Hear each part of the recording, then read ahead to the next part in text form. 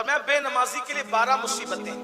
اب میں جلدی جلدی اس کو پڑھتا ہوں وقت میں جتنی گنجائش ہے اور پھر اپنی بات پوری کرتا ہوں، لیکن سب دھیان سے سننا. وہ 12 مصیبتیں جو نماز نہیں پڑھتی.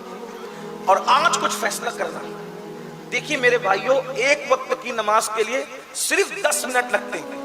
بہت اطمینان سے پڑھو گے نا، یہ ہمارے مبلغین کی اور علماء کی طرح 10 منٹ. اب مجھ جیسے دیہاتی کی طرح پڑھو گے تو کچھ ٹائم اور بھی کم لگے گا. یہ لوگ بہت اطمینان سے پڑھتے ہیں تو 10 منٹ. 5 وقت کی نماز ہوتی کتنا وقت ہو گیا؟ 50 منٹ. اگر 50 منٹ لینے سے جہنم سے چھٹکارا مل رہا ہے، جنت میں داخلہ ہو رہا ہے، روزی میں برکت ہو رہی ہے، اللہ راضی ہو رہا ہے، 50 منٹ میں کیا لوگے؟ میرے بھائی 50 منٹ میں تو انسان اپنی پوری فیملی کو دعوت میں لے کر کے واپس بھی نہیں لا پاتا. 50 منٹ کا حال یہ ہے. لیکن 50 منٹ کہاں لے جا رہے ہیں آپ کو؟ سوچو. صرف 50 منٹ نکالنا ہے بس، اور ملنا کیا ہے؟ جنت.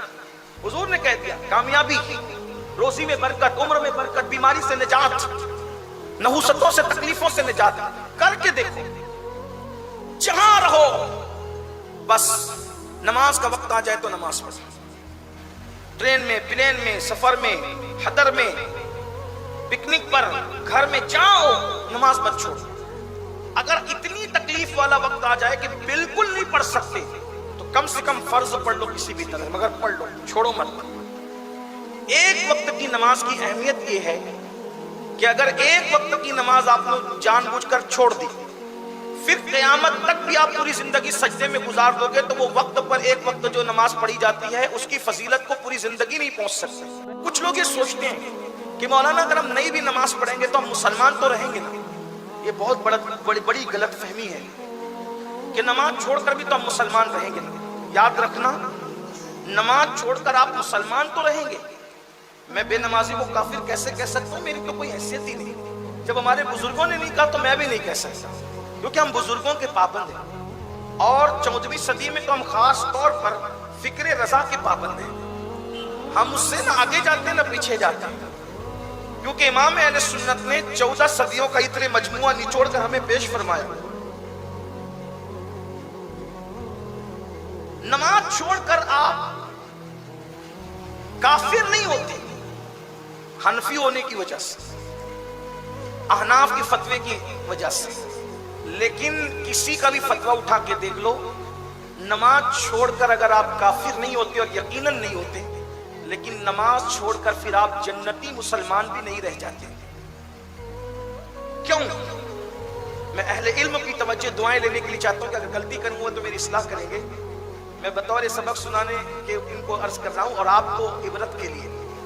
آپ نماز چھوڑ کے کافر نہیں ہوتے، صحیح بات ہے، لیکن جنتی مسلمان بھی آپ نہیں رہ جاتے. کیوں؟ کیونکہ اللہ کے رسول علیہ السلام کا فرمان متواتر یہ ہے کہ جس نے جان بوجھ کر ایک وقت کی نماز چھوڑ دیا اس کا نام جہنم کے دروازے پہ لکھ دیا جاتا ہے.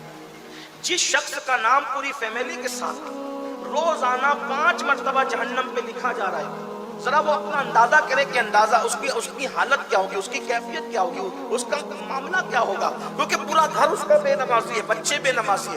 صبح 5 بجے وہ اپنے بچے کو اسکول کے لیے اٹھاتا ہے، شام کو ٹیوشن کے لیے جگاتا ہے، لیکن نماز کے لیے کتنے لوگ جگاتے ہیں؟ نماز کی اہمیت کتنوں کو پتہ ہے؟ نماز چلی جائے ماتھے پر جو نہیں رہتی، کوئی ٹینشن نہیں، کچھ نہیں. اگر موبائل صرف گم نہیں ہو، صرف پانی میں گر جائے تو آدمی کو کھانا اچھا نہیں لگتا. موبائل کی اسکرین اگر ٹوٹ جائے تو بچوں کو مارا جاتا ہے کہ تو نے کیوں توڑ دیا. آپ سے پوچھتا ہوں کبھی نماز پر بھی بچوں کو مارا ہے؟ جو قوم موبائل کی اسکرین سے زیادہ اب نماز کو اہمیت نہ دے، پھر اس قوم کی مسلمانیت کا اعتبار کتنا ہو. فرمایا بے نمازی کے لیے 12 مصیبتیں.